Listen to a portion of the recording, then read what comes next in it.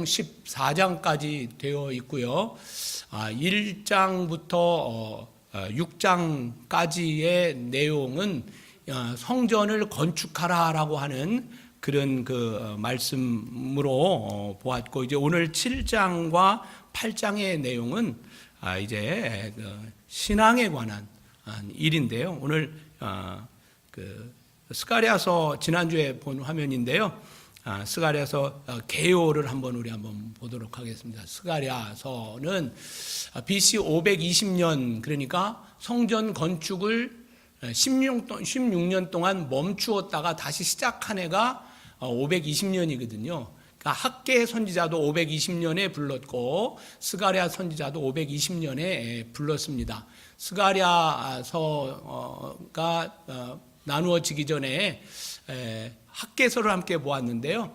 학개서는 520년 여섯째 달 6월 달에 하나님이 학개 선지자를 부르셨고요. 이제 성전 건축을 다시 시작하기 위하여 동일하게 스가랴를 2달 후에 520년 8째 달에 또 하나님께서 부르셨습니다. 부르셔서 중요하기 때문에 학개 선지자에 의해서 스가랴 선지자에게 의해서 또 위로하며 이 성전을 잘 건축하면 하나님께서 너희들에게 은혜를 주실 거라고 하는 인크러지의 말씀을 주셨고, 또 스가랴서 같은 경우에는 많은 환상과 꿈을 보여주시면서 이거 너희들 하나님 앞에 꼭 지켜라 라고 하는 그런 정말 강력하게 또 이제 말씀을 하시면서 7장까지 8개의 환상을 이렇게 쭉 봤는데요. 다 보지는 않았고, 이제 크게 이제 두 번째 말씀을 함께 보는데요. 그 다음 화면을 한번 볼까요? 그 다음 화면을 보면 이제 7장까지가 성전 재건을 격려하는 말씀이라고 있고요. 이제 7장 8장 끝에까지 의의 실천과 권면이라고 하는 말씀이 되어 있고, 이제 9장서부터 이제 앞으로 500년 후에 올 메시아의 왕국, 하나님 나라의 도래와 완성에 대해서 예수 그리스도께서 이 땅에 오심에 대한 예언을 하고 있으니까요. 정말 얼마나 큰 예언이겠어요? 오늘 이제 7장 1절부터 이제 14절까지인데 다 14절까지 다 보기에는 좀 더 말씀이 길기 때문에 두 번에 나누어서 함께 보는데, 오늘 7절까지 먼저 말씀을 보려고 합니다. 그러니까 오늘 1절의 말씀을 보면 이렇게 시작을 하죠. 다리오 왕 제 4년 9째 달 그랬습니다. 다리오 왕 2년 때에 건축을 시작했잖아요. 그러니까 4년이니까 몇 년 지났죠? 2년이 지난 거예요. 그래서 성전은 520년 BC부터 516년 4년 동안 지어졌으니까 오늘 이 본문의 말씀을 보면 성전이 반쯤 지어지고 있는 거예요. 그러니까 성전 지대에 아무것도 없는 그때에 그 스가랴서 1장이나 학개서 1장을 보면 그때에 이제 성전에 520년에 놨는데 지금은 518년 BC라고 하는 거죠. 그러니까 성전이 한 반쯤 지어져 가니까 기초도 놓았고 또 성전도 이렇게 아름답게 지어져 가는 거의 쉐이핑이 다 된 그런 그 모습 속에 오늘 여기에 다리오 왕 제4년 9째 달 그랬습니다. 2년이 지난, 그러니까 이때에 하나님께서 다시 스가랴의 입을 열게 하신 거죠. 그러니까 우리가 6장에서 7장 지나올 때는 벌써 2년이 지나간 겁니다.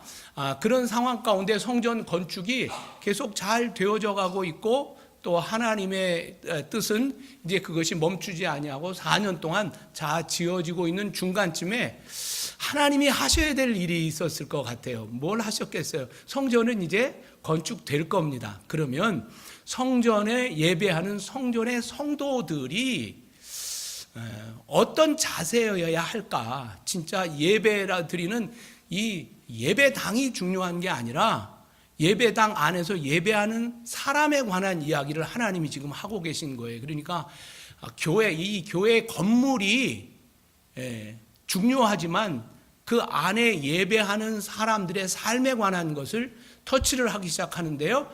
그것이 이제 그러면 그 예배자들, 예루살렘에 복귀한 그 사람들, 1차로 온 사람들이 4만 9천 몇 명이니까요.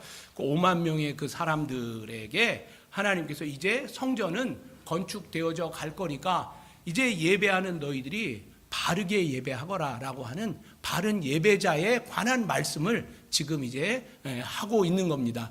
예배하는 사람은 어떤 모습이어야 할지, 그래서 예배자의 모습을 이야기하면서 의의 실천을 권면하는 7장과 8장의 말씀을 하고 있는데요. 8장 말씀까지 보진 않고요. 7장을 두 번에 걸쳐서 한번 말씀을 나누려고 합니다.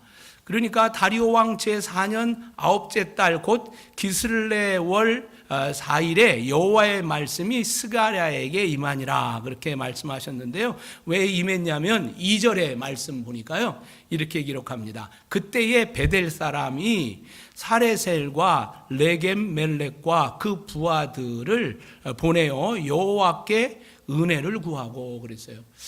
베델 사람이 두 사람과 그 부하들을 보냈다고 그래요. 베델은 남유다 지역입니까? 그 국경선으로 보면 북이스라엘과 남유다가 있었죠. 베델은 남유다에 속한 지역입니까? 북이스라엘에 속한 지역입니까? 북이스라엘에 속한 거예요.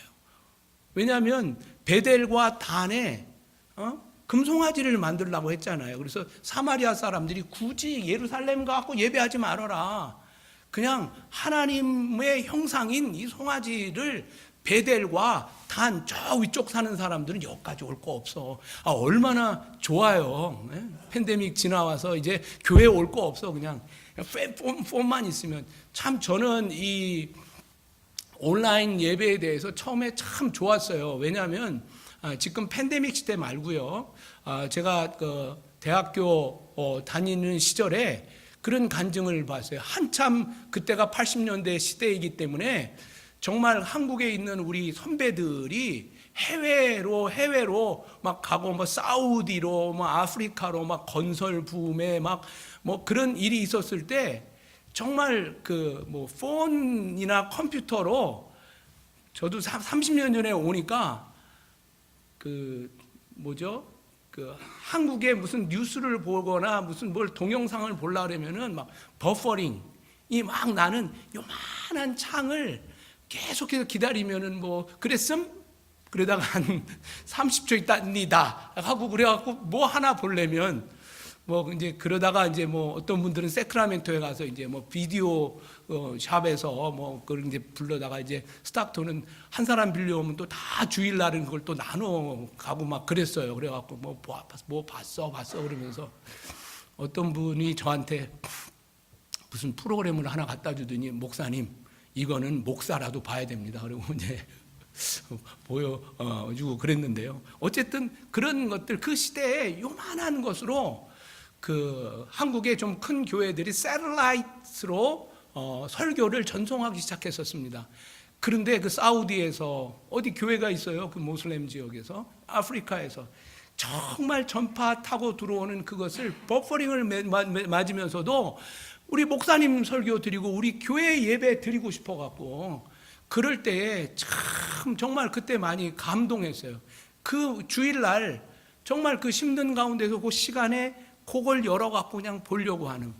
근데 요즘 이제 팬데믹 시대에 오면서 이제 그런 일들이 이제는 교회를 안 가도 되어지는 그런 그 시대를 맞이하면서 이것을 또 이처치라고 해서 지금 하고 있는 그런 모습들이 참 마음이 아파요. 교회라고 하는 것은 교제가 있고 어려움이 있는 그런 상황 가운데 용서를 배우고 아픔을 배우고 서로에게 오해가 있고 아픔이 있고 또 그런 여러 가지 그 뭐 지지고 볶는 그런 일들 가운데에 계속해서 되어져 가는 거거든요. 만들어지고, 또 오늘도 이제 우리 그 원로들께서 로이스 전도회 그 여러분들이 또 일부 예배에 나오시고 지금 오늘 또 맛있게 또 이제 뭐 그 점심을 지으신다고 지금 그러시는데, 그런 부분들을 이렇게 볼 때 참 교회가 그렇게 부딪히면서 예배하면서 함께 용서하면서 오해하면서 이해하면서 그렇게 커가는 거거든요. 뭐 우리 교회의 역사가 그런 역사니까요. 이제 그런 모습으로 성숙해져야 하는데도 불구하고 이제 그런 시대는 이제 지났던 거죠. 그래서 이제 그런데 오늘 여기에 본문의 2절에 보니까 그때의 베델 사람이 그랬어요. 아마 이 분은 북쪽 사람 경계의 북쪽 사람이긴 하지만 어떤 연유로 인하여인지는 모르겠는데 이 사람이 남유다의 사람으로 예속이 된 거예요. 그리고 또 포로로 끌려갔다가 다시 왔겠죠. 그런 상황 가운데에 베델 사람이 그 사레셀 레겜멜렉이라고 하는 이름은 유대 이름은 아닌 것 같아요. 그래서 아마 이제 돌아온 사람 중에 이런 사람들, 그러니까 바벨론식 이름을 가진 뭐 2세나 3세가 부하들을 보내어서 이제 스가랴 선지자에게 지금 묻고 있는 겁니다. 3절입니다.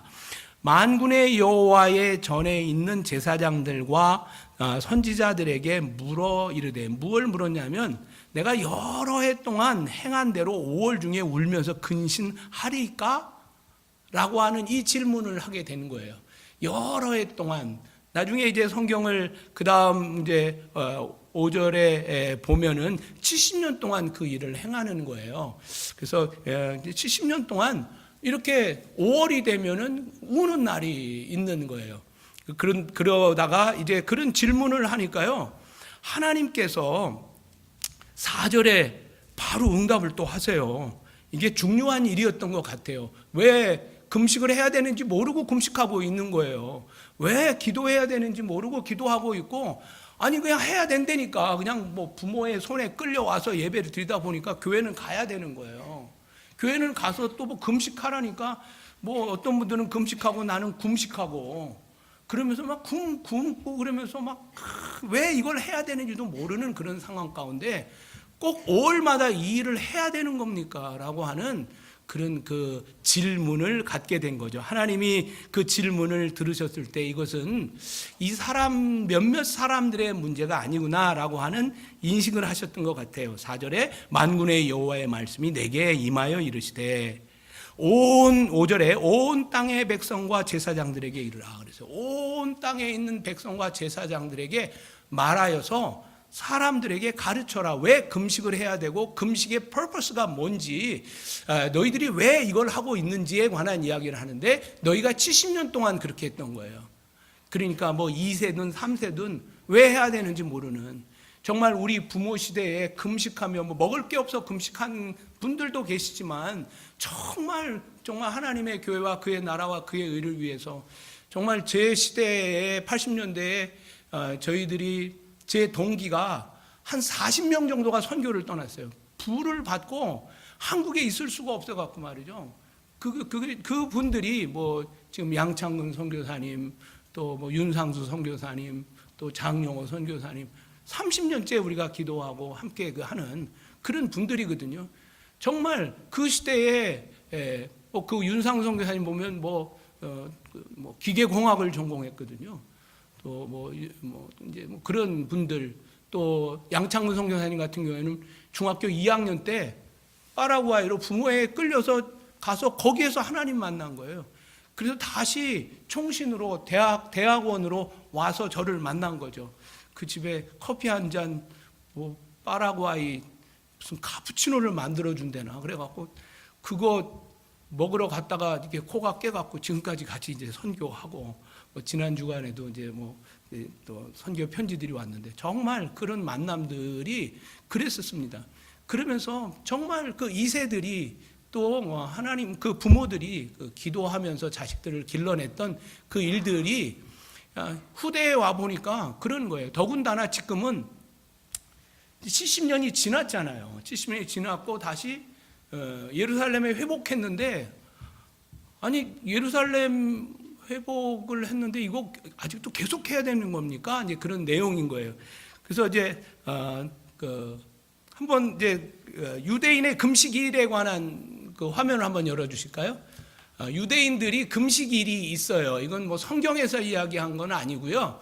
4월 달의 금식은요, 예루살렘 성의 함락 때문에 그때 말하자면 나라가 망국한 거예요. 망국일, 뭐 국치일이라고 하나요? 한국에도 있죠. 그런 정말 나라가 망한 거예요. 예루살렘 성이 함락됐을 때 그때 4월 달에 금식하는 것을 매년 하고 있는 거예요. 그리고 5월 달에는 왜 5월 때 금식을 왜 해야 됩니까? 라고 물어봤던 이 형제들의 이야기가 뭐냐면 예루살렘 성전과 왕궁이 파괴된 날, 그러니까 4월 금식을 하는 것은 예루살렘 성전이 함락됐고 성전이 이제 완전히 파괴되고 다윗 솔로몬의 그 왕궁이 완전히 파괴된 날, 그날도 또 금식을 해야 하는데 70년 동안 지금 계속 해왔던 거죠. 그리고 또 이제 7월 금식이 또 있었는데 7월 금식은 예루살렘 함락 후 이제 뭐 왕이 다 쫓겨가고 뭐 시드기야 왕은 또 뭐 두 눈이 뽑히고 여호와긴 또 그렇게 됐고 막 그랬잖아요. 왕이 없는 시절에 그래도 다윗의 자손 중에 어떤 사람들을 하여튼 만나서 이 그달리아라고 하는 사람을 임시 총독으로 세웠어요. 지금 나라의 주인이 없으니까 다 패망했고 유력한 사람들 다 바벨론에 갔으니까. 그래서 그달리아라고 하는 사람을 뽑아놨는데 국수주의. 이 그달리아 사람은 바벨론에게 우리가 빨리 조공을 드리고 그분 하나님의 말씀이 예레미야 말씀이 그거거든요. 바벨론에게 너희가 힘들고 어렵지만 수치스럽지만 거기에 너희들이 항복을 해야 된다. 그런데 이제 이 이스마엘과 일단의 사람들은 친애국파였던 거예요. 그래서 이 그달리아를 어느 날 암살을 하고 이스마엘은 그 애굽으로 도망가 버린 거예요. 그러니까 나라의 진짜 이제 지도자가 아무도 없는 거예요. 이날 7월 달을 울었다라고 하는 것. 이민 간 사람들이 나라를 위하여 울고 있었던 그 우는 것. 그러니까 이런 울음은 진짜 의미 있는 것 아니겠어요? 근데 10월 달 금식은 예루살렘 성이 함락되기 2년 전에 바벨론의 느부갓네살이 와갖고 예루살렘 성을 막 포위했었을 때 그때에 또 하나님 앞에 금식하며 기도했던 그런 그 힘들고 어려운 날에 금식했던 그 금식들에 관한 그 이야기를 하고 있는데 지금 여기에 이 베델 이 사람들이 지금 그것에 대하여 이제 다시 돌아왔는데 뭐 계속 금식해야 됩니까? 지금 물어보고 있고 뭐 어떤 경우에는 이걸 왜 해야 되는지도 모르는데 그냥 엄마가 금식하라니까 뭐 우리가 세일의 기도 때 보면 이제 전에는 금식을 정말 많이 했거든요. 요즘은 약해졌는지 금식을 잘 못 하시더라고요. 그래서 어쨌든 뭐 금식이 리콰이어는 아니고 또 금식을 꼭 해야 하는 것도 아닙니다. 그러나 하나님께서 식음을 전폐하게 하실 수도 있어요. 그래서 그렇게 이제 금식 절기가 있는데 그때 아이들한테는 밥을 안 먹으면 애들은 안 되니까 너희들 게임을 금식해라. 그 다음에 무슨 뭐 또 금식해라. 그래서 아이들도 다 같이 금식을 꼭 식사만 하는 게 아니라 뭐 그런 또 삶을 절제하고 또 더 좀 더 이렇게 근신하는 그런 날로 삼았던 것이 우리 교회가 지금 세일의 기도를 지금까지 해오는 건데요. 저도 오늘 이 말씀을 준비하면서 우리가 세일의 기도에 대해서 이제는 뭐 너무 오래 하다 보니까 꼭 나가야 돼? 꼭 거기서 해야 돼? 또 어떤 분들은 또 뭐 좀 지식이 있거나 성경을 좀 아는 분들은 꼭 교회 나가서 해야 됩니까? 뭐 가면 또 뭐 감기도 없고 난 집에서 하랍니다. 집에서 하셔도 돼요. 그러나 이런 모든 일들이 정말 퍼포스가 없는 그런 일들, 헌금을 하는데 헌금에 대한 아무런 감동도 없고 감사도 없는 헌금을 100만 불씩 하면 뭐 하겠어요. 그렇죠? 아무런 의미가 없는. 저는 오늘 여러분들과 함께 나눌 말씀이 바로 이것입니다. 그래서 예루살렘 귀환, 그 다음 이제 그 장으로 한번 넘어가 볼까요? 예루살렘 귀환이 되어진 것, 또 고레스 칙령과 또 1차 귀환, 536년 BC에 되어졌고 16년 동안 캄비세스 왕에 의해서 16년 동안 지금 성전 건축이 중지되어졌고 이제 4번 성전 건축이 시작되어졌던 것이 다리오 왕 2년 520년이었고 성전 건축이 완료된 것이 4년 후인데 오늘 이 본문의 말씀은 518년이 되는 거죠. 그 다음 페이지 가보도록 하겠습니다. 그 다음 페이지에 가보면 제가 오늘 여러분들과 함께 나눌 말씀이 이겁니다. 오늘 제목이 종교인인가 신앙인인가 라고 하는, 뭐 그게 그거 아닌가 라고 생각을 할 수 있는데요. 제가 오래전에 본 책인데요. 종교에 매이지 않는 그리스도인이라고 하는 그 책을 보면서 이번에 다시 꺼내서 그 종교의 메인, 종교인이 아닌 신앙인으로 삽시다라고 하는 그런 그 책인데요. 그 책의 내용을 전체적으로 한번 요약을 하면서 종교인과 신앙인의 차이에 대하여, 그래서 여러분들이 나는 종교인인가?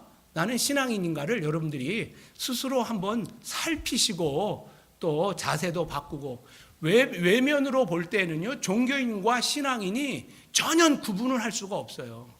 그래서 우리는 혹 뭐 종교인을 예수님 시대의 바리새인이나 사두개인에 관한 이야기를 하잖아요. 그래서 그 뭐랄까요, 바리새적 사람, 또 외식주의자 뭐 그런 이야기를 하는데 그것을 종교인이라고 이야기를 합니다. 그래서 종교에 매이지 않는 그리스도인이라고 하는 그 책을 중심으로 해서 한번, 거기에 이렇게 도표가 있는 건 아닌데 제가 만든 거예요. 만든 건데 대체적으로 이런 요약을 하고 있습니다. 첫 번째, 종교인은 종교를 가진 사람이에요.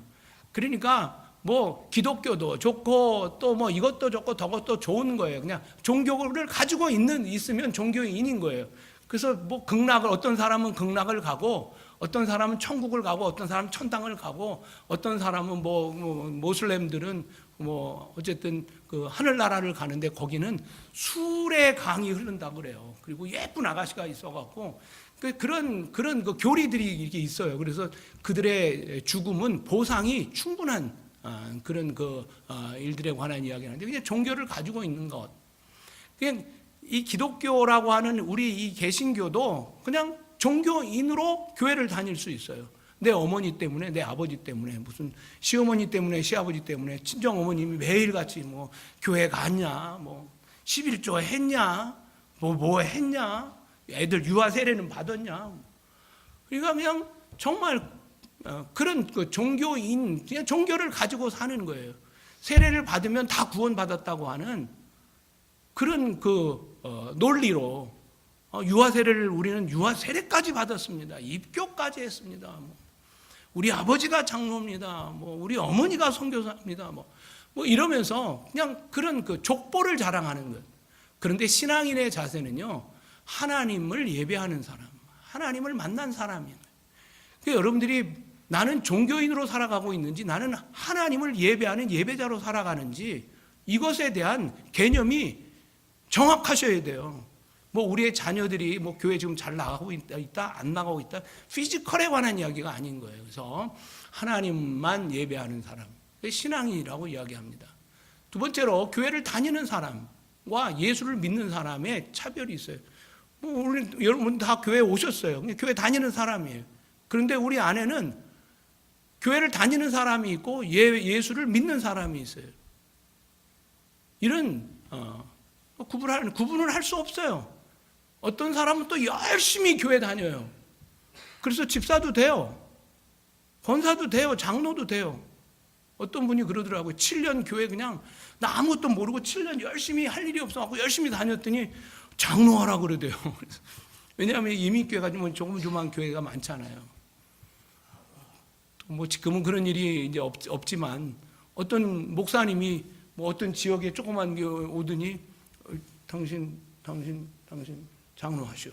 그래갖고 장로된 사람도 있고, 당신은 권사하시오. 뭐 그래서 마치 무슨 뭐 딱지 먹기 하는 것처럼, 뭐 어릴 때 무슨 병정놀이 하는 것처럼 그렇게 우리가 살아갈 수 있지만, 우리가 교회를 다니는 사람이 아니라 예수를 믿는 사람이어야 한다.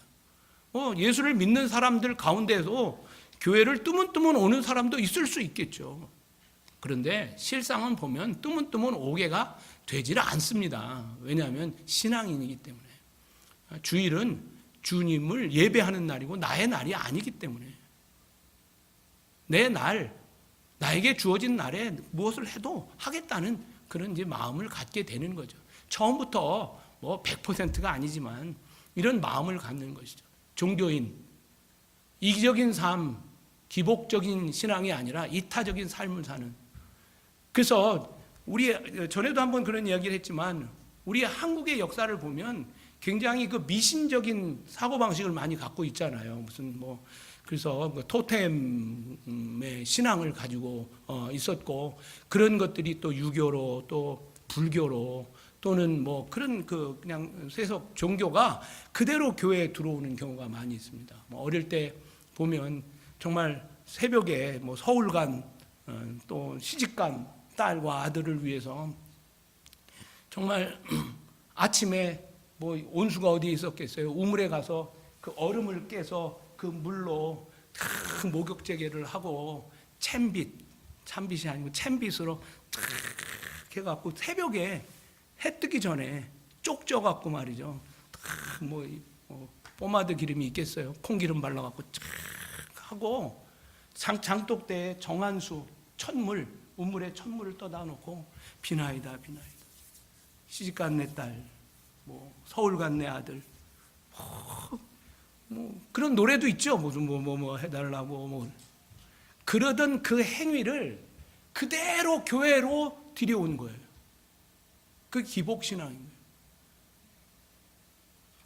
교회에 와서 우리가 예배하는 것, 오늘 이 본문의 말씀이 오늘 그 5절의 그 이야기인 거예요. 너희가 70년 동안 5달과 7대 달에 금식하고 애통하였거니와, 그 왜 금식하고 애통했냐면 그 금식이 나를 위하여 한 것이냐? 여기 나는 하나님이신 거죠. 2번씩이나 말하는 건 굉장히 강조하시는 말씀이에요. 그렇죠?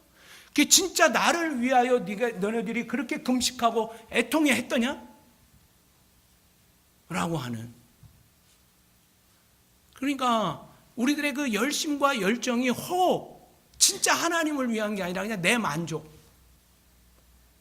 뭐 이민 사회를 내가 그래서 뭐 일거를 이룬 것, 그래서 뭐 내가 이것도 하고 저것도 하고 교회 안에 이런 그런 그 족보 경쟁을 하는.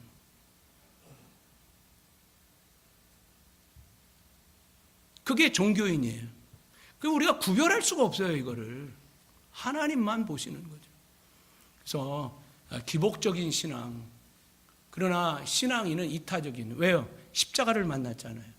하나님이 아들을 우리에게 주셨고 예수님께서 이 땅에 오셔서 십자가의 죽으심으로 나가 구원받았다. 성령 받을 때 이게 너무 고마운 거예요. 그래서 이타적인 삶, 빚진 자의 삶을 사는 거예요. 내 것을 내 것으로 주장하지 않는 거예요. 그것이 바나바가 자기의 구부로에 있는 자기의 밭을 팔아서 제자들의 발 앞에 왜 놓겠어요? 자기의 이름으로 내 이름으로 뭐 나눠주면 되지. 그렇지 않고 제자들의 발 앞에 놓았다는 것은 교회의 이름으로, 주의 이름으로 사역을 할 수 있도록, 내 이름 내는 게 아니라 하나님의 이름이 날 수 있도록 하는 거죠. 이제 그런 모습 속에 이건 나에게 주신 물질, 나에게 주신 뭐 명예, 나에게 주신 이런 기회를 주님이 나를 위하여 아들을 주심처럼 나도 그들에게 나누는 거예요.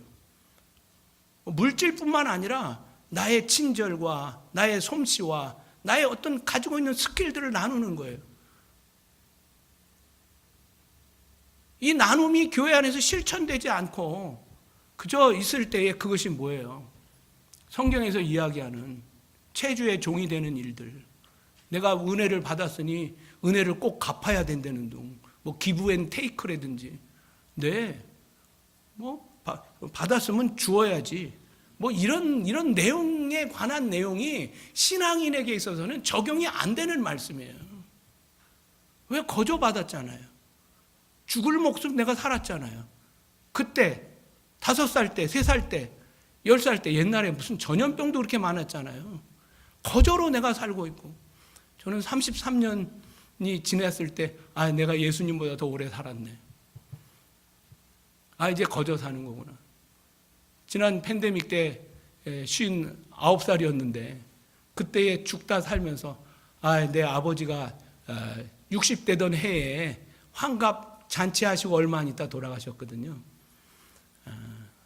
내가 이제 아버지만큼만 살다 죽나 보다. 하나님이 오라 하시나 보다. 그랬는데 덤으로 또 하나님이 살려주신 하나님의 은혜로 사는 것. 오늘도 내가 앉고 일어서님이 하나님의 은혜.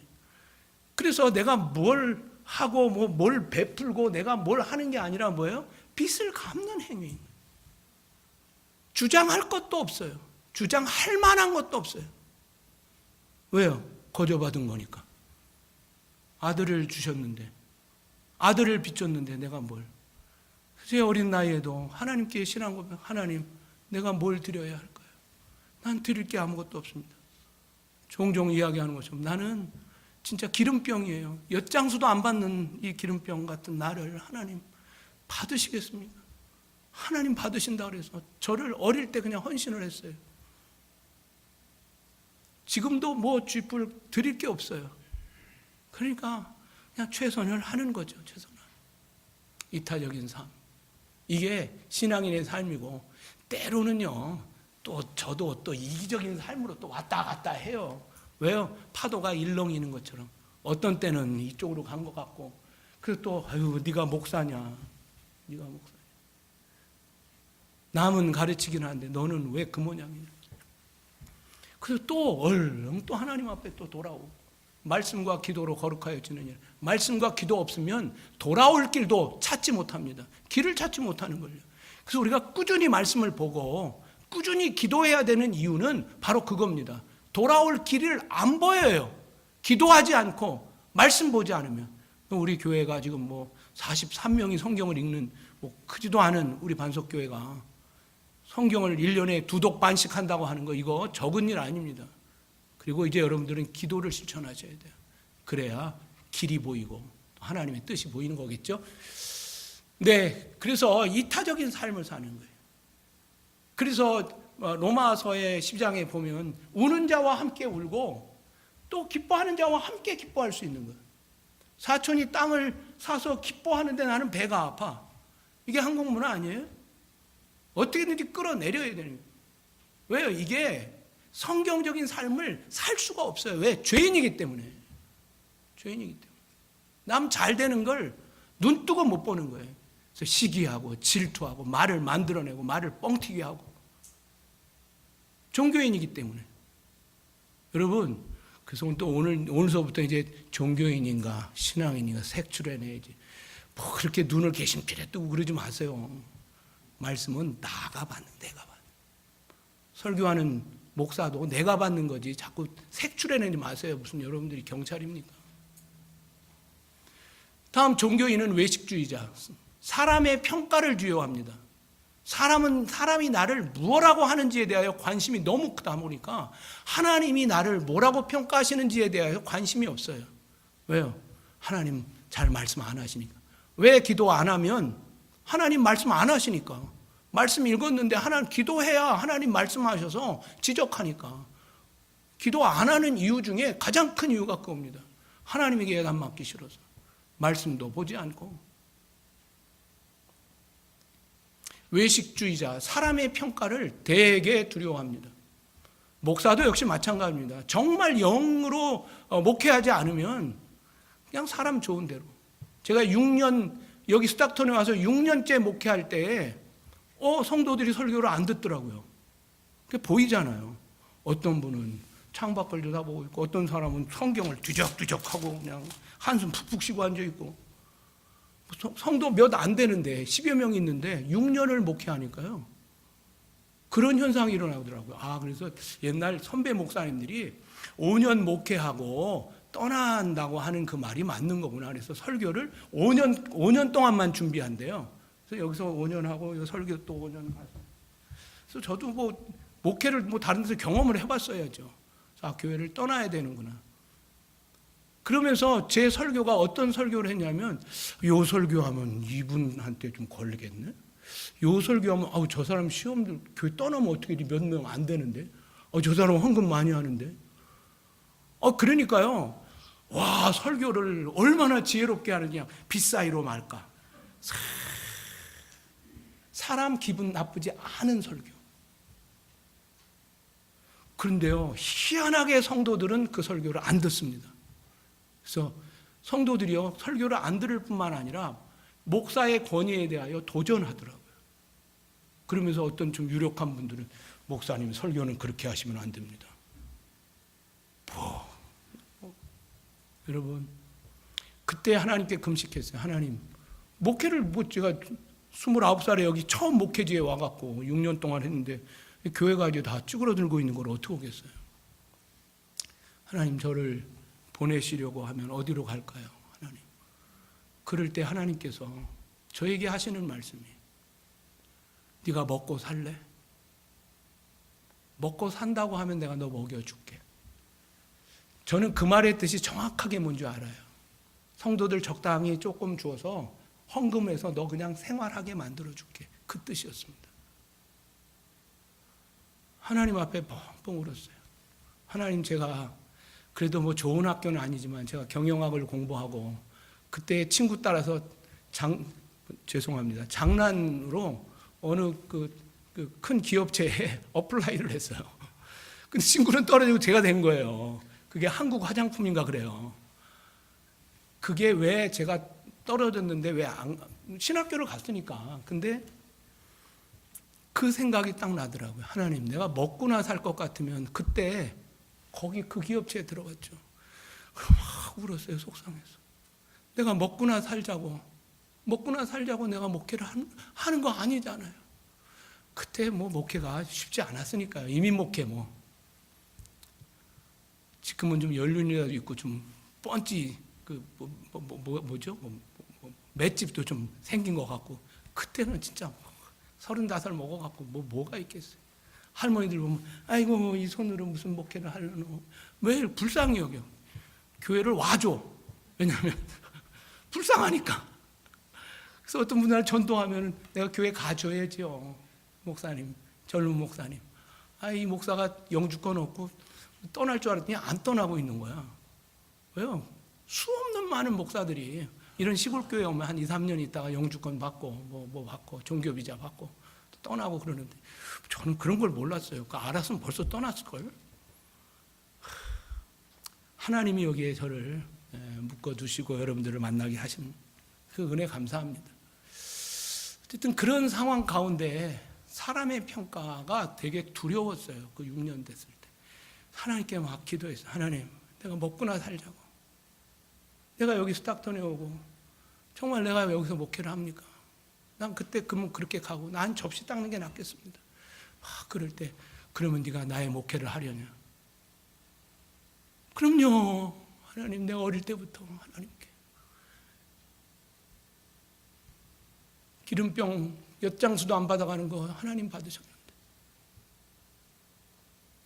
그랬더니 하나님께서 저에게 하시는 말씀이, 그때 일주일을 금식하면서 그냥 배고파 죽겠는데, 그러면 나의 말을 전하라. 그러면서 요한복음을 피시더라고요. 제가 요한복음 한 5년 반 동안 했어요. verse by verse. 5년 동안 설교를 하면서 이제 내가 사람들이 듣고 싶은 게 아니라 그냥 verse by verse. 하나님 말씀 주어지면 하기 시작하는데 성도들이 고개를 들기 시작하시더라고요. 은혜를 받고. 스탁턴에 있는 여기에서 사람들이 모이기 시작하더라고요. 그것이 저에게 외식주의자, 사람의 평가가 아닌 하나님의 평가. 코람데오, 코람이라고 하는 것은 프론이라고 하는 뜻이고요. 데오라는 하나님, 데오스, 하나님. Throne of God, 존전의식. 저는 신학교 다니면서 이 코람데오라고 하는 이 말이 얼마나 저를 두렵게 하고 저를 기쁘게 했는지. 존전의식. 내가 집사님과 저 사이에 아무것도 없죠. 공간이죠. 제가 말을 하면 공기가 울려서 집사님께 가죠. 그런데 존전의식이라고 하는 것은 무엇이냐면 집사님과 나 사이에 하나님이 계신 거예요. 내가 욕을 하면 그 욕이 하나님이 먼저 들으시고 그 다음 집사님이 들으시겠죠.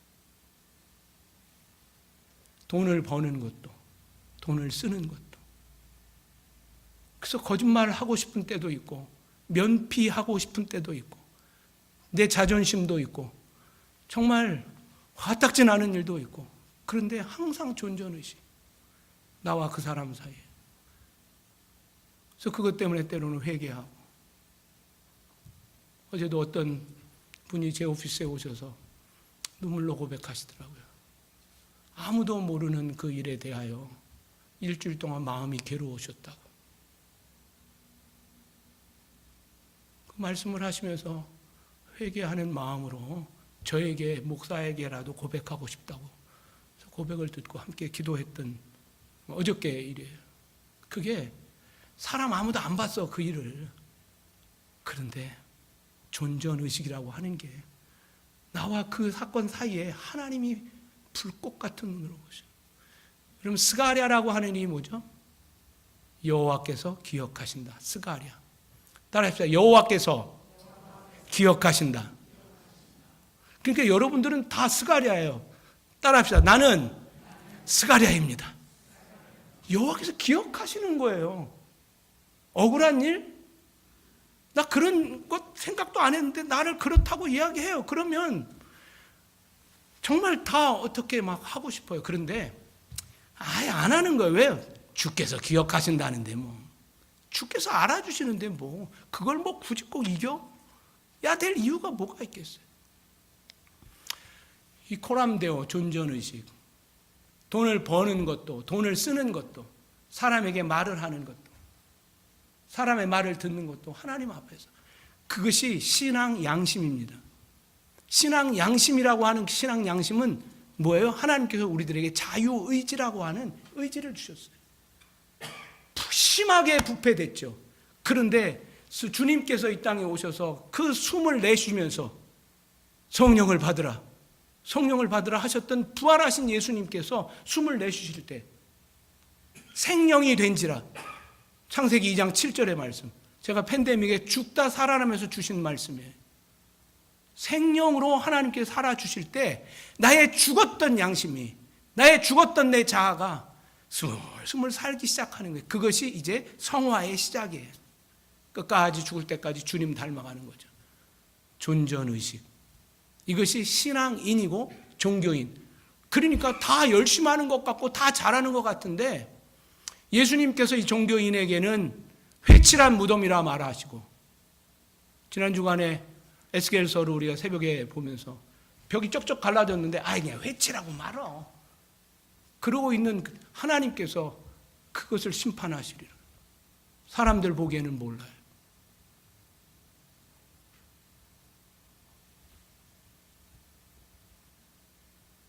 다음 종교인은 율법주의자. 자력으로, 내 행위로 구원을 받겠다고. 나의 선행, 나의 착함. 내가 이렇게 했다고, 저렇게 했다고, 내가 이거 이렇게 저렇게 했다고. 그거 좋죠. 중요하죠. 그러니까 남을 가르치는 거예요. 사람들 모인 자리에서 가르치려고 하는. 왜요? 나의 선행이니까, 나의 착함이니까. 그래서 착한 사람들이요, 구원받기가 힘들어요. 많이 봤어요. 아니, 교회 안에 보니까 나보다 더 더러운 놈들이 죄송합니다. 더러운 분들이 많이 계신데, 그런 사람이 이런 직분 저런 직분 가지고 있는데 나는 그렇게는 안 삽니다. 그래서 나는 그 더러운 교회 가고 싶지 않습니다. 그런 분들도 계세요. 아직 하나님을 모르시는 거죠. 복음주의가 뭡니까? 복음, 십자가 하나밖에 자랑할 게 없어요. 십자가에서 내가 구원받았다고 하는 이거 그냥 빚진 자예요. 근데 율법주의자는 행위 구원을 이야기해요. 그래서 세상의 모든 것들은 뭐 시주도 많이 해야 되고 뭣도 많이 드려야 되고 뭐도 지어드려야 되고 그런 똑같은 방법으로 난 교회를 무슨 건축을 했고 무슨 선교지에 뭐 교회를 몇 개를 건축했고 다 중요해요. 좋은 일이에요. 그런데 그게 종교인이 할 수도 있고 신앙인이 할 수도 있는 거예요. 이것은 하나님만 알고 여러분 스스로가 평가하실 수 있을지도 모르겠어요. 은혜로 구원받는 것. 그 은혜로 구원받았으니 감사. 맞으면서도 감사. 십자가에 달려서도 감사. 오해를 받으면서도 감사. 왜? 빚진 자니까. 이걸 내가 거꾸로 십자가를 진다 해도 그 예수님의 그 구원의 그 십자가를 감당할 수가 없어. 그래서 난 어떻게 예수님처럼 죽을 수 있습니까? 난 거꾸로 달아. 그게 베드로예요. 안드레는 우리 형님은 거꾸로 달렸는데 나는 그냥 X자 십자가야. 그냥 X자로 죽습니다. 어떤 사람은 톱으로 켜서 죽고, 어떤 사람은 돌판에 맞고, 어떤 사람은 껍데기가 벗겨 죽고, 어떤 사람은 그냥 뭐 물속에 빠뜨려서 익사 만들고, 어떤 사람은 뭐 튀겨 죽이고. 그런데요, 거기에서 불평이나 why me라고 이야기하지 않고 빚진 거예요. 그래서 그때도 감사해요.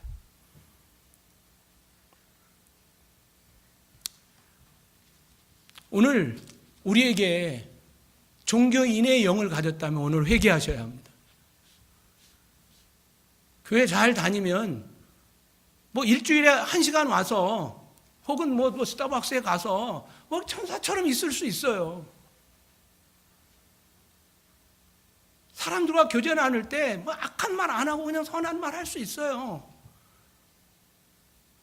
그런데 그게 신앙인일 수 있고 종교인일 수 있는 거예요. 판단하려고 하지는 마세요. 그 판단하는 그 판단으로 내가 너를 심판하시겠다고 마태복음 7장에 말씀하셨으니까 사람 평가하는 거 아니에요.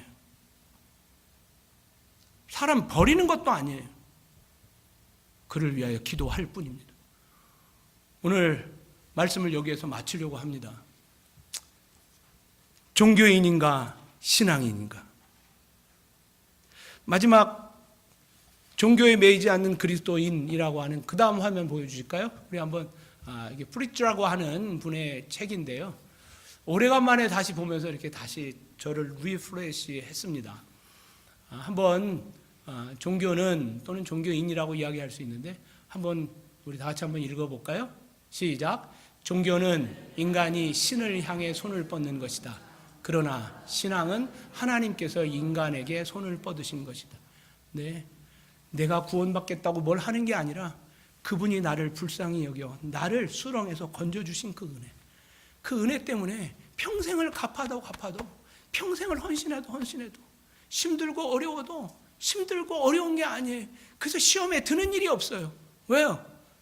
빚을 다 못 갚았으니까. 억만 문제 일도 못 갚았으니까. 핍박을 받으면 내가 주님의 십자가를 조금 받는. 어느 날 주님의 십자가에 매달리는 제자들이 주님 드디어 나에게 이 영광스러운 자리, 순교의 자리가 왔군요. 죽어 순교하는 사람도 있고 오늘 21세기에는 순교의 삶을 살아내는 저와 여러분들 되기를 주의 이름으로 축원합니다.